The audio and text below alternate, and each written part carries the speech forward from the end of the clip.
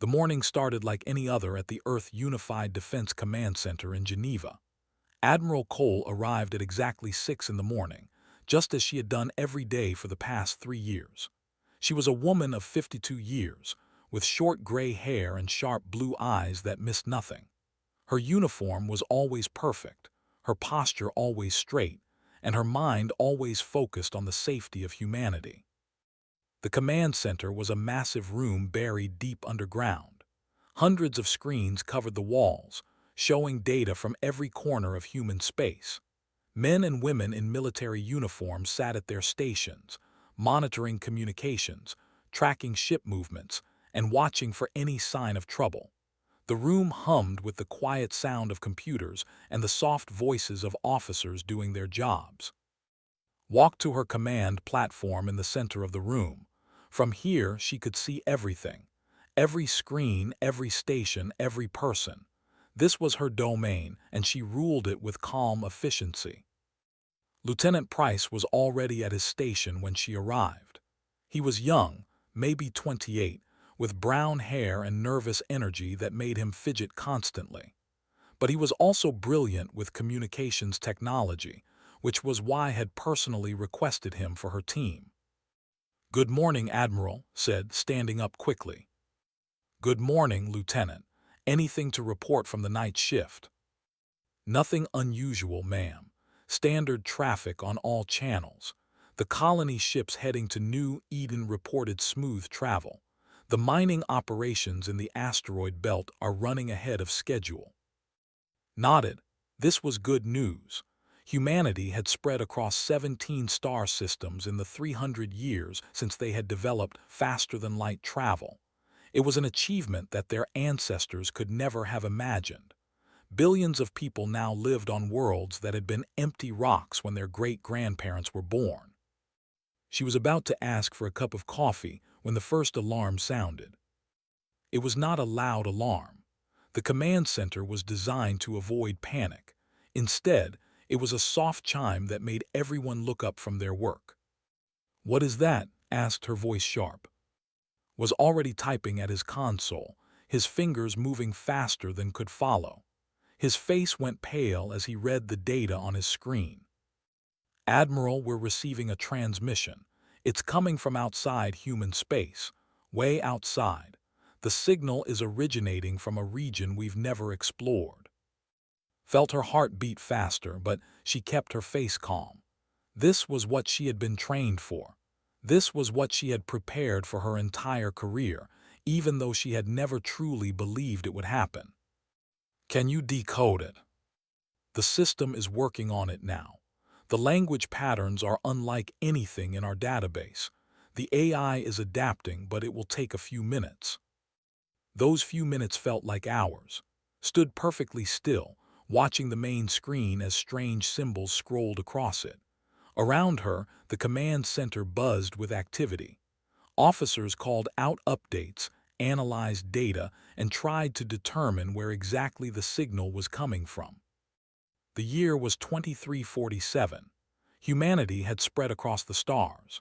They had found the ruins of dead civilizations on distant worlds, empty cities that told stories of species that had risen and fallen long before humans took their first steps into space. But never, not once in 3 centuries, had they encountered another living intelligence. Until now. "Translation complete," announced, his voice shaking slightly. "Put it on the main screen."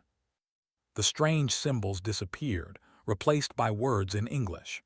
Read them slowly, making sure she understood every single one. "Primitive species designation, human. You have expanded into territories claimed by the Dominion. You are hereby commanded to withdraw from all systems beyond your birth world. Failure to comply within 1 standard cycle will result in purification. This is not a negotiation. This is notification." The command center went silent. No one moved. No one spoke. The words hung in the air like a death sentence. Read them again, and again. Each time they meant the same thing. An alien civilization was demanding that humanity abandon everything they had built, Every colony, every station, every home that humans had created among the stars. All of it. Admiral said quietly, "They're demanding we give up 16 star systems. That's 12 billion people." Nodded slowly. She understood the numbers. She understood what was being asked. And she understood that there was only one possible answer. "Get me a channel to the United Earth Council," she ordered, "and someone find out exactly who these think they are." The next few hours were chaos, but organized chaos. Had trained her team well, and they worked with efficiency even as their hearts raced with fear and excitement. The transmission was analyzed from every possible angle. Linguists studied the original alien language, looking for clues about the species that had created it. Scientists examined the signal itself, determining its origin point and the technology used to send it. Intelligence officers began searching every database for any mention of the or their dominion. Spoke with the United Earth Council via secure holographic communication. The council was made up of representatives from every major human settlement, and they were all asking the same questions. Who were the? How powerful were they? And what would happen if humanity refused to obey? The answers to those questions came slowly, piece by piece, like a puzzle being assembled. Commander Daniel Harper was in charge of intelligence gathering. He was a tall man with graying hair at his temples and eyes that had seen too much. He had spent 20 years studying the ruins of dead civilizations, trying to understand what had happened to them. Now, for the first time, he might have found an answer. "The Dominion appears in several ancient records," Daniel reported, standing before a holographic star map. "We found references in the ruins on 442b, and in the data cores we recovered from the dead world of 7. "What do those records say?" asked. Daniel's expression was grim. "They are old, very old. The earliest references we've found date back nearly 800,000 years. They control over 300 star systems, their empire stretching across a quarter of the galaxy." 300 systems, repeated. "We have 17. "Yes, ma'am. And there's more." Daniel pulled up a series of images on the display. They showed worlds that had been destroyed, planets that had once supported life but were now nothing but scorched rock. They have encountered dozens of younger civilizations during their existence, species that were just beginning to explore the stars, just like we were 3 centuries ago. What happened to them? None of them still exist. The words hit like a physical blow. She had suspected something like this, but hearing it confirmed was different. These had destroyed entire species, wiped out civilizations that had done nothing wrong except exist in the wrong place at the wrong time. "They follow a consistent pattern," Daniel continued. "When they encounter a new species, they issue a single warning. The exact wording varies, but the message is always the same. Submit or be destroyed. If the warning is ignored, they deploy what the ancient records call a cleansing fleet." "And the species that submitted," asked, "what happened to them?" Daniel shook his head. "We don't have clear records, but there are references to species that were allowed to survive in limited form, confined to single planets, forbidden from developing advanced technology, essentially slaves to the Dominion." Stood silently for a long moment, processing everything she had heard. They were ancient and powerful. They had destroyed countless species and enslaved others, and now they had turned their attention to humanity. She thought about the 12 billion people living in the colony systems, farmers on New Eden growing crops in alien soil, scientists on station pushing the boundaries of human knowledge, children on a dozen worlds playing and learning and dreaming of futures they might never see. "Is there any room for diplomacy?" she asked. "Any chance we can negotiate?" Daniel hesitated before answering. "From what we've gathered, they don't negotiate with what they consider lesser species. In their worldview, younger civilizations are either obedient or extinct. There is no middle ground." The United Earth Council debated for 3 days. Some members argued for compliance, saying that humanity could not win a war against such an ancient and powerful enemy. Others argued for resistance, saying that submission would mean the end of everything humanity had achieved. Listened to every argument. She understood the fear of those who wanted to submit. They were terrifying, an enemy beyond anything humanity had ever faced. But she also understood something else, something that had been true since the first humans looked up at the stars and wondered what was out there. Humanity did not give up, not when the challenges seemed impossible, not when the odds were against them. They fought, they struggled, they survived. It was in their nature, written into their very being. On the fourth day, addressed the council. "I have listened to every opinion," she said.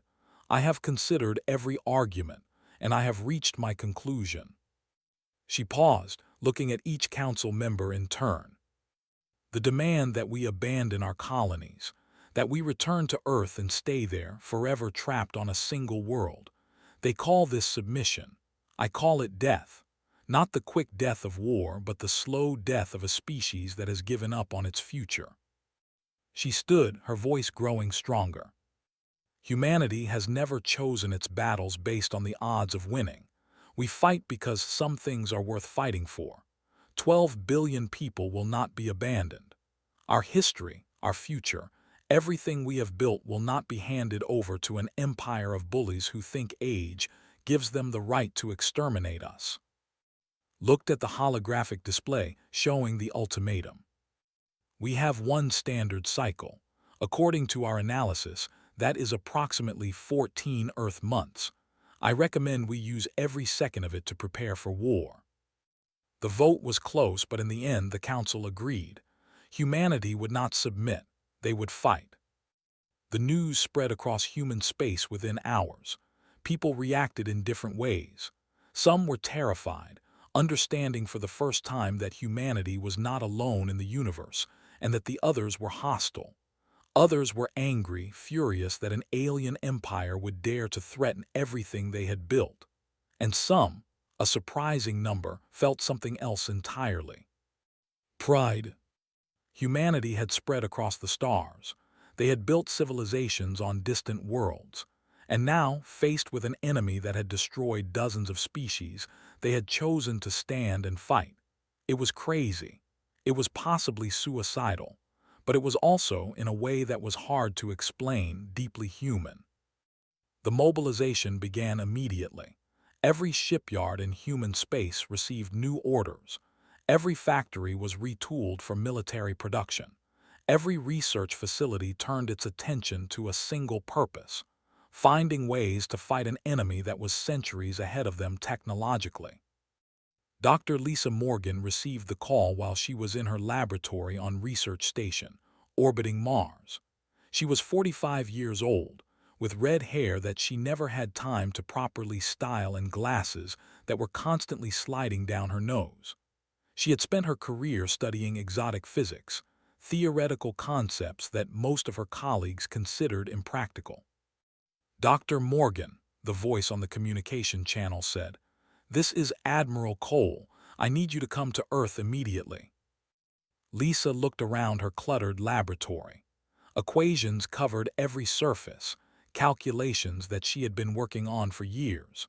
Most people thought they were useless, beautiful mathematics with no real-world application. "Admiral, I'm in the middle of some very important research." "I know exactly what you're researching, Doctor. That's why I need you here. Your theoretical work on quantum field manipulation might be the only thing that can save us." Lisa was silent for a long moment. She had always known, deep down, that her work had potential applications, but she had never imagined it would be tested like this. "I'll be on the next shuttle," she said. Similar calls went out across human space. The best minds in every field were gathered together, given unlimited resources, and asked one simple question: how do we survive? The answer was not simple at all. They used weapons that were far beyond anything humanity had developed. Their plasma cannons could destroy a human warship with a single shot. Their shields could withstand sustained bombardment for hours. Their engines were faster, their sensors were better, and their numbers were overwhelming. A direct fight would be suicide. Everyone agreed on that, but what was the alternative? Lisa Morgan provided one answer. She stood before a room full of military officers and scientists, explaining concepts that most of them could barely understand. They use plasma-based weapons, she said, pointing to diagrams on the display. Concentrated energy bursts that overwhelm conventional shields. Our current defense systems can handle maybe 3 direct hits before complete failure. So we need better shields, Admiral Cole said. We need to rethink shields entirely. Lisa changed the display, showing complex mathematical equations. I've been working on a concept based on quantum field manipulation. In theory, the shield doesn't block energy. It redirects it. Redirects it where? Anywhere else. The incoming energy is essentially teleported away, sent somewhere harmless. The shield doesn't absorb the attack. It simply makes the attack miss. The room was silent as everyone processed this idea. It was revolutionary. It was also completely untested. In theory, said one of the scientists skeptically. Lisa nodded. Theory is all we've had time for. Until now. Give me 6 months and unlimited resources and I can make it reality. You have 4 months, Admiral Cole said. They aren't going to wait for us to be ready. Similar projects were launched across human space. Engineers began designing new weapons based on technology recovered from dead alien civilizations. Tacticians studied every piece of information they could find about looking for weaknesses. Training programs were accelerated, turning civilians into soldiers and soldiers into elite warriors. And in secret shipyards hidden in the asteroid belts, construction began on something that would change everything. Cole approved the project personally. It was called the Titan Initiative, and it was humanity's biggest gamble. Using every resource available, they would build a fleet of ships unlike anything that had existed before. Ships that combined human innovation with alien technology. Ships that just might, be able to stand against The project was kept secret from everyone except those directly involved. If they had spies among humans, which considered likely, they could not be allowed to know what was coming. Months passed, the deadline grew closer, and throughout human space, people worked harder than they had ever worked in their lives. Price barely slept. He spent his days analyzing communications, trying to understand their language, their culture, their psychology. Every piece of information could be valuable. Every insight could make the difference between survival and extinction. He found something interesting 3 months before the deadline. Admiral, he said, rushing into the command center with a data pad. I think I've figured out something important about Looked up from the report she was reading. What is it? Their communication patterns, the way they structure their messages. It's not just language, it's revealing something about their society. Pulled up his analysis on the main display. They are hierarchical, extremely hierarchical. Every communication follows strict protocols based on rank and status. So they have a chain of command. That's not surprising. It's more than that, ma'am. Their entire civilization is built around the idea of dominance and submission. Higher ranks give orders. Lower ranks obey. There's no concept of negotiation because, in their worldview, equals don't exist. Everyone is either above you or below you. Considered this, and they see humanity as below them. Exactly. We're so far below them that we're barely worth noticing. That's why the ultimatum is so simple. They're not threatening us. They're giving us an order the way a master gives an order to a slave. And if we disobey, then we're not just enemies. We're something worse. We're inferiors who don't know their place. That's why they destroy species that resist. It's not just about winning. It's about maintaining the natural order of things. nodded slowly. This was valuable information. If they couldn't conceive of humanity as equals, then they would never expect humans to fight like equals. They would underestimate their enemy, just as they had underestimated every other species they had destroyed. Good work, Lieutenant. Make sure this analysis gets to every commander in the fleet. Saluted and hurried away. Watched him go, thinking about what he had discovered. They were powerful, but they were also arrogant. They had won every fight for 800,000 years, and they expected to keep winning forever. Maybe that was their weakness. The months continued to pass. Lisa Morgan made breakthrough after breakthrough in her laboratory, pushing herself to the limit of human endurance. The quantum shields went from theory to prototype to working technology in record time. They weren't perfect, but they were better than anything humanity had ever created. Other projects showed similar progress. New weapons were developed, tested, and mass-produced. Training programs graduated thousands of new soldiers, and in the hidden shipyards, the ships of the Titan Initiative began to take shape. With 3 months left before the deadline, they sent a second message. This one was not words, it was video. Watched it in the command center, surrounded by her senior staff. The footage showed a planet that looked remarkably like Earth. Blue oceans, green continents, white clouds, a world full of life. Then the ships arrived. There were hundreds of them, each one larger than anything humanity had ever built. They moved in perfect formation, surrounding the planet like wolves around their prey. Then they opened fire. The bombardment lasted 6 hours in real time, compressed into a few minutes of recording. When it ended, there was nothing left.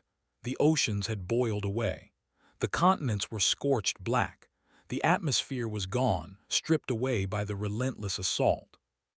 A world that had supported life for billions of years was reduced to a dead rock in less than a day. A voice spoke over the footage, translated by human computers into English. The previous inhabitants of this world called themselves They refused our generous terms. They no longer exist. Consider this a preview of your future, humans. The message ended. The command center was silent. Looked at the faces around her. She saw fear in many eyes. That was understandable. What they had just witnessed was terrifying, a demonstration of power beyond anything they had imagined. But she also saw something else: anger, determination, a refusal to accept the fate that they were promising. "They think this will make us afraid," said quietly. "Doesn't it?" asked one of her officers. "Yes, but fear isn't always a weakness. Sometimes it's a motivation." She straightened her uniform and turned to face her team fully. "They want us to surrender. They want us to give up without a fight, to accept that we're inferior and always will be." That recording was supposed to prove that resistance is futile. She paused, letting her words sink in. Instead, it proved something else. It proved what kind of enemy we're facing. These aren't beings we can reason with. These aren't beings who will show mercy if we submit. They destroyed an entire world because its people dared to say no. His voice grew stronger. If we submit, the same thing will happen to us. Maybe not today, maybe not tomorrow, but eventually they will decide that humanity is a threat, and they will destroy us just like they destroyed the. She walked to the main display and brought up a map of human space. 17 star systems, 12 billion lives. Our only hope is to fight, to show that humanity is different from every other species they have faced, to make them understand that destroying us will cost more than it's worth. "How do we do that?" asked. Smiled grimly. "We start by sending them a message of our own." She wrote the response herself, consulting with no one. She knew exactly what she wanted to say, and she chose every word carefully. The transmission was broadcast on the same frequencies they had used, ensuring that they would receive it. "This is Admiral Cole of the United Earth Defense Force speaking on behalf of humanity. We have received your messages. We have seen your demonstration, and we have reached our decision." She paused in the recording, letting the silence stretch for several seconds. 12 billion of our people live in the systems you demand we abandon. They are farmers and scientists, teachers and children. They have built homes and raised families on worlds that were empty before we arrived. You claim these systems belong to you, but they were barren when we found them. We brought life where there was none. Her voice hardened, each word sharp and clear. You have given us an ultimatum. Now we give you one. Withdraw your demands, leave humanity in peace, or face the consequences of your arrogance. The final words of the transmission were delivered with cold precision. As you selected conflict, brace for the repercussions. The message was sent. Across human space, people watched their admiral defy an empire that had lasted 800,000 years. It was bold, it was defiant, and it captured something essential about the human spirit. They would not go quietly. They would not submit. Whatever happened next, humanity would face it standing up. They did not respond to the message. They did not need to. Their fleet was already on its way. In the months that followed, humanity prepared for the fight of their existence. The secret projects continued at a frantic pace. Lisa Morgan perfected her quantum shields and began working on other technologies that might give humanity an edge. The ships of the Titan Initiative neared completion, hidden away from any possible enemy observation. And in every corner of human space, people made their peace with what was coming. Some chose to flee, abandoning their homes and heading for the most distant colonies, hopping to escape the coming storm. They were not judged for this choice. Fear was natural, and the desire to protect one's family was universal. But most chose to stay. They had built lives among the stars, and they would not abandon those lives without a fight. Farmers trained with weapons alongside soldiers. Scientists worked through the night on projects that might save them all. Children learned to operate emergency equipment, ready to help however they could. Cole watched these preparations with a mixture of pride and sorrow. Pride in the spirit of her species, their refusal to give up even when facing impossible odds. Sorrow for what was coming, the lives that would be lost, the families that would be broken. She had sent the message that would start a war. Now she had to make sure that humanity won it. The deadline approached. 1 week remained, then 3 days, then 1. On the morning of the final day, stood in the command center and addressed her entire staff. They will arrive soon. We don't know exactly when or where they will strike first, but we know they are coming. Our scouts have detected a massive fleet entering human space, larger than anything we have faced before. She looked around the room at the men and women who had worked so hard to prepare for this moment. I cannot promise you victory. I cannot even promise survival. What I can promise is this: we will fight with everything we have. We will make them understand that humanity is not like the other species they have destroyed. We will show them what it means to face an enemy that will never give up. She raised her hand in salute. To the stars and whatever waits beyond. The staff returned the salute, to the stars. Then they returned to their work, preparing for the battle that would determine the fate of humanity. The cleansing fleet arrived 12 hours later. They emerged from faster-than-light travel near New Eden, humanity's largest and most prosperous colony world. 412 warships, each one a monument to centuries of conquest, appeared in perfect formation above a world of 3 billion people. Commander Brooks watched them from the bridge of the Defiance, humanity's current flagship. He was 38 years old, with dark hair and steady hands that never trembled even now, faced with an enemy beyond anything he had trained for. "How many ships do we have?" he asked his first officer, Lieutenant Commander Susan Mills. Susan was a small woman with sharp features and an even sharper mind.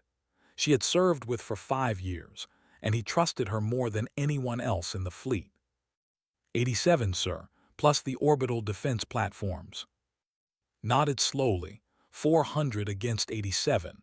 The numbers were not encouraging, but numbers were not everything. The quantum shields that Lisa Morgan had developed were installed on every human ship. The new weapons systems were loaded and ready, and the crews were the best humanity had ever produced, men and women who had trained relentlessly for this exact moment. "Signal the fleet," ordered. "Begin Operation Prometheus." The human ships moved forward, not in the tight formations they used, but in loose clusters that seemed almost chaotic. It was a deliberate choice, designed to confuse enemy targeting systems and make it harder to predict their movements. On the flagship, Overseer watched the approaching human vessels with what might have been amusement. He was old even by standards, having commanded cleansing fleets for over 1,000 years. He had destroyed 12 species personally, and he expected humanity to be the 13th. "They scatter like frightened animals," he observed to his subordinates. "This will be over quickly. All ships open fire." The first volley of plasma fire streaked across the void, brilliant bolts of energy that had destroyed countless ships throughout history. They should have torn through the human vessels like fire through paper. Instead, something impossible happened.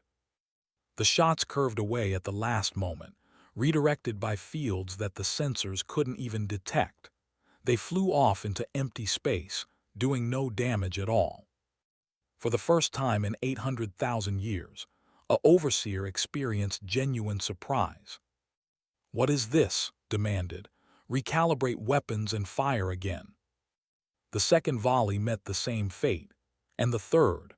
The human ships continued to advance, untouched by attacks that should have vaporized them. And then they returned fire. The weapons humanity used were not plasma cannons or conventional missiles. They were something entirely new, developed in secret using technologies that they had never encountered. Singularity torpedoes, Dr. Morgan called them. Devices that created microscopic black holes lasting only fractions of a second, but long enough to tear apart anything in their path. 12 warships vanished in the first exchange. The battle had begun. On Earth, Cole watched the engagement through a real-time holographic display.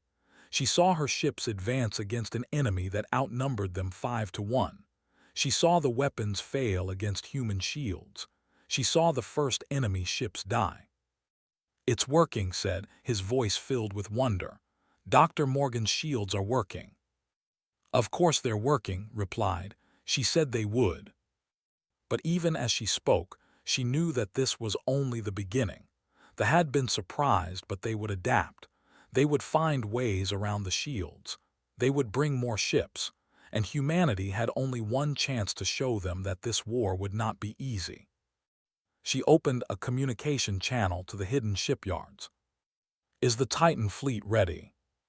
The reply came back immediately. "Ready and waiting, Admiral. Just give the word." Watch the battle continue. Human ships were taking damage now, the learning to concentrate their fire on single targets until even the quantum shields failed. Brooks was maneuvering brilliantly, keeping his fleet together while inflicting maximum damage on the enemy. But it wasn't enough. For every ship that fell, 2 more took its place. The human fleet was shrinking, ship by ship, life by life. It was time. "Launch the Titan fleet," ordered. "Show them what humanity can really do." Deep in the asteroid belt, hidden from all observation, massive doors opened in the sides of disguised asteroids. Ships emerged, each one larger than anything either side had fielded so far. They were sleek and deadly, combining human innovation with alien technology in ways that had never been attempted before.